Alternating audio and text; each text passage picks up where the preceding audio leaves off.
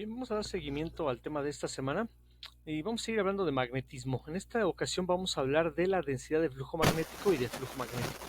Bien, como tal, las líneas de campo magnético que pasan a través de una superficie se llama flujo magnético. Pero eso ya habíamos platicado. Se designa es una letra aquí del alfabeto griego, es phi, con una sola línea de fuerza magnética equivale a la unidad de flujo magnético en el sistema. Bueno, aquí es centímetros, gramos y segundos, que también es del sistema internacional, pero es el sistema CGS y recibe el nombre de Maxwell. La unidad del flujo en el sistema internacional, en el sistema, digámoslo así, MKS, del que siempre ocupamos, es el Weber. Y este equivale a un Weber igual a 1 por 10 a la 18 Maxwell. Es decir, una gran cantidad de Maxwells equivalen a un Weber. ¿Sí? Se llama densidad de flujo magnético, representado por una letra B, al flujo magnético, es decir, a la cantidad de líneas de campo que atraviesan una unidad de área perpendicular. Sí, bueno, cuando puede ser perpendicular, puede ser puede tener algún ángulo de inclinación, ahorita vamos a hablar de eso.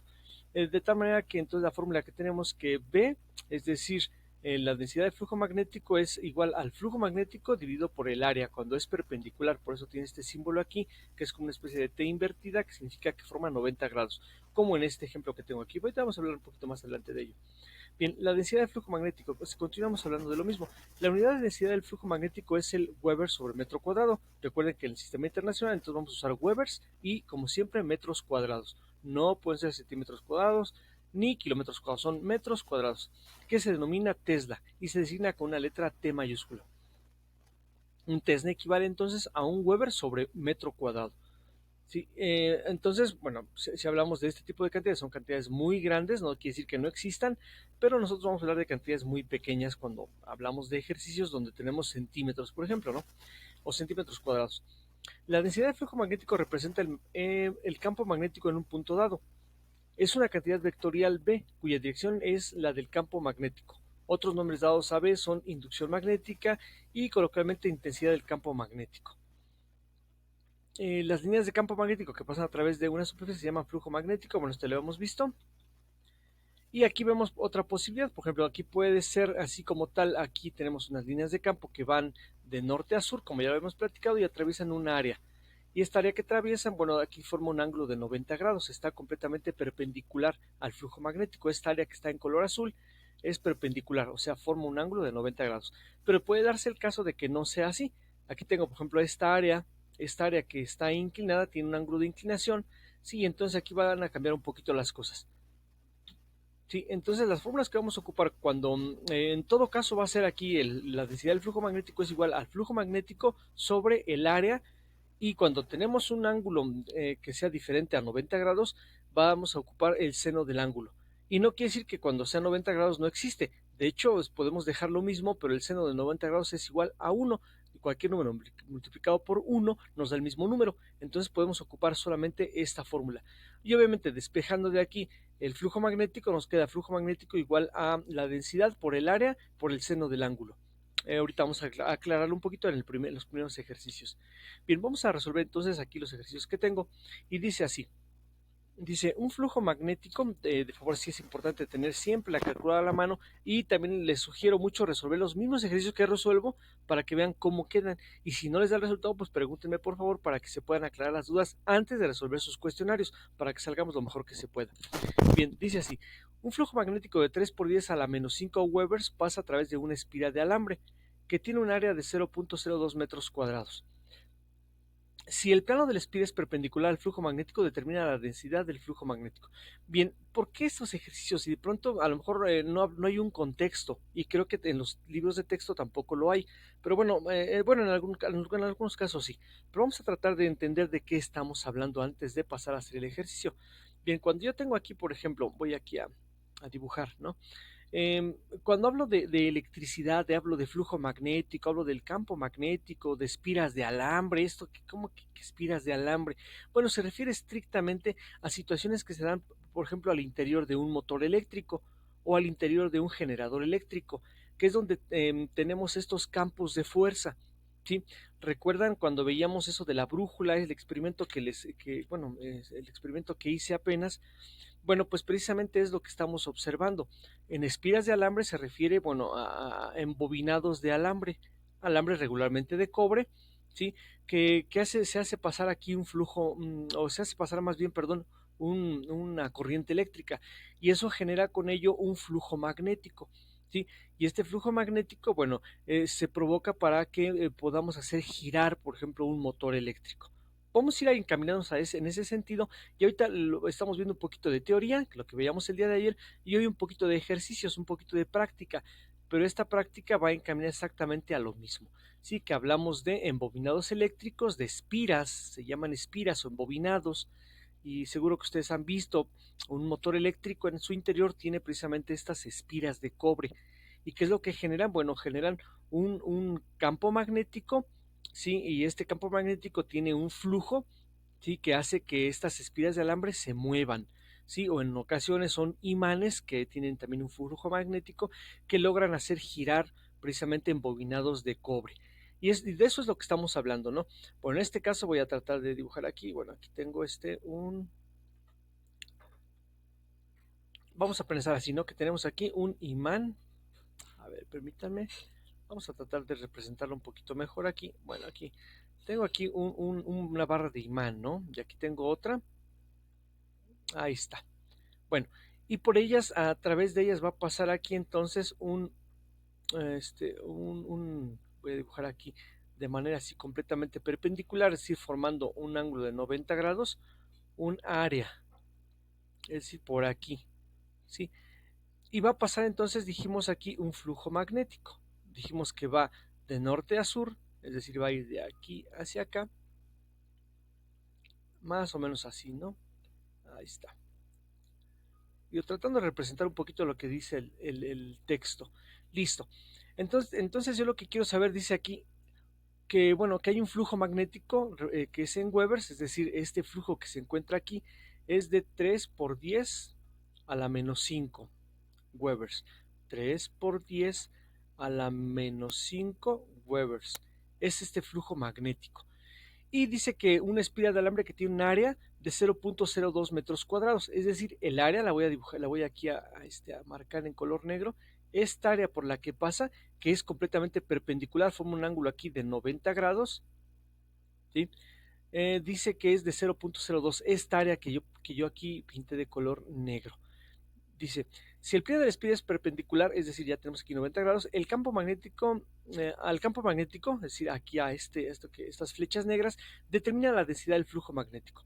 Bien, entonces la fórmula que acabamos de revisar hace un ratito dice lo siguiente, que el flujo magnético, que dice así, la densidad del flujo magnético, es decir, B, es igual entonces a el flujo, eso lo representamos con la letra phi, dividido entre el área, y aquí lo voy a poner aquí para que quede completo, seno del ángulo. Bueno, pero si el seno del ángulo, si ustedes ponen su calculadora, seno de 90 grados, porque aquí son 90 grados, es igual a 1, entonces esta fórmula por eso a veces la encontramos más simple, como B es igual a phi entre A, ¿vale? ¿Por qué? Porque en este caso el seno de 90 es 1. Bueno, entonces ahora lo único que me queda, vamos a ver, anotar aquí, datos. Entonces quiere decir que el flujo magnético, es decir, phi es igual a 3 por 10 a la menos 5 Webers. Y también tenemos que el área es igual a 0.02 metros cuadrados. Bueno, como ven, tenemos todo ya en el sistema internacional, no tengo que hacer ningún tipo de conversión, ya está en las unidades que yo quiero. Entonces solamente vamos a ver la sustitución de la fórmula que ya vi, donde voy a poner que B, que es lo que estoy calculando, que es la densidad del flujo magnético, es igual a 3 por 10 a la menos 5 Webers entre el área, que es de 0.02 metros cuadrados. Esto voy a poner en mi calculadora y me va a quedar entonces que 3 por 10 a la menos 5 entre 0.02 y esto me da igual a, ok, aquí 1.5 por 10 a la menos 3 teslas.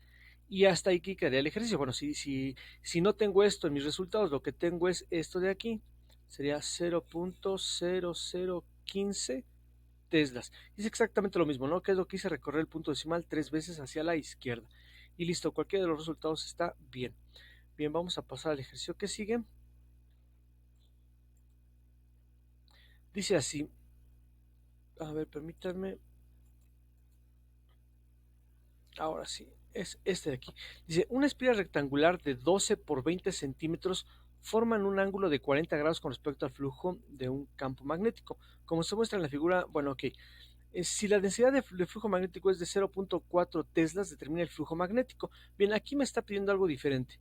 Vamos a ver cuáles son los datos que tengo y vamos a hacer también una representación gráfica para que se entienda de qué estamos hablando. Igual tengo aquí entonces tengo aquí un flujo magnético, voy a dibujar aquí dos imanes, su norte y su sur. Ahí está. Pero dice que ahora la espiral rectangular es 12 por 20, forma un ángulo de 40 grados. Es decir, ahora ya no está perpendicular. Ahora tiene aquí un ángulo de 90 grados. Vamos a dibujarlo así. Bueno, el flujo magnético va de norte a sur. Es decir, va de aquí hacia acá. Ah, caray, pero vamos a dibujarlo en otro color. Negro. Ahí está, más o menos así, ¿no? Bueno, se entiende de qué es lo que estamos hablando. Ahí está. Este es su flujo magnético. Pero dice que el área que atraviesa es que forma 40 grados. Es decir, vamos a dibujar aquí a 40 grados. Aquí una línea así. Ahí está. Y los 40 grados, bueno, aquí más o menos quedó así. Bueno, podríamos dibujar aquí entonces que es un área. A ver, vamos a dibujar así. Es un área en de la que estamos hablando. Ahí está. Ahí está. Está atravesando esta área que pasa de lado a lado aquí, forma entonces un ángulo de 40 grados y esos 40 grados están, digámoslo, así. Vamos a ponerlo aquí en color rojo para que se vea este ángulo aquí. Aquí son 40 grados. ¿Sale?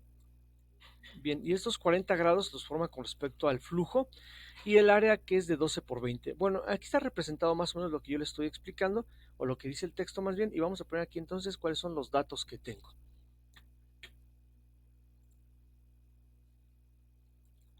Los datos son los siguientes. Tengo un área, no tengo un área definida, pero sé que es de 12 por 20. Pero cuidado, aquí son centímetros.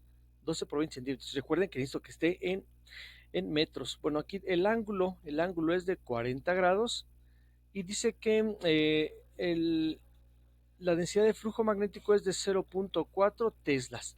Listo. Ahora, si es lo que tengo y es lo que voy a tener que resolver con la siguiente fórmula. La fórmula dice que decía que el flujo magnético es igual a la densidad de flujo, perdón, al flujo entre el área por el seno del ángulo.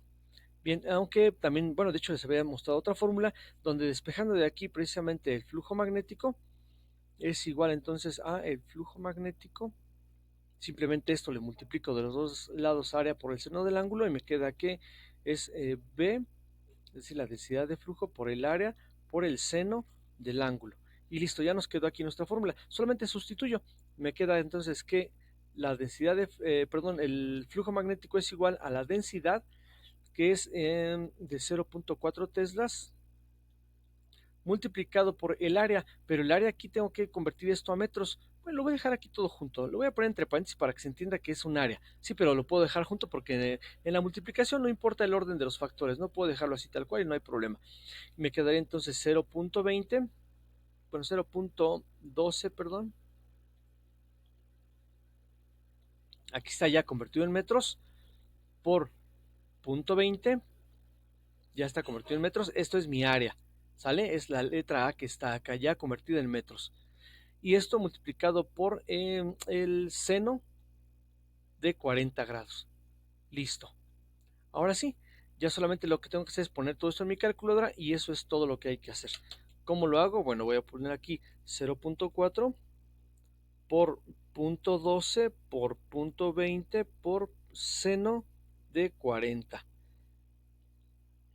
Y esto me da vamos a anotar aquí mi resultado que tengo en mi calculadora, 6.17. Aquí son por 10 a la menos 3. Listo, y aquí son Webers. Sí, bueno, otra forma también sería dejarlo así. Phi, bueno, el flujo magnético es igual. Bueno, puedo incluso redondear, ¿no?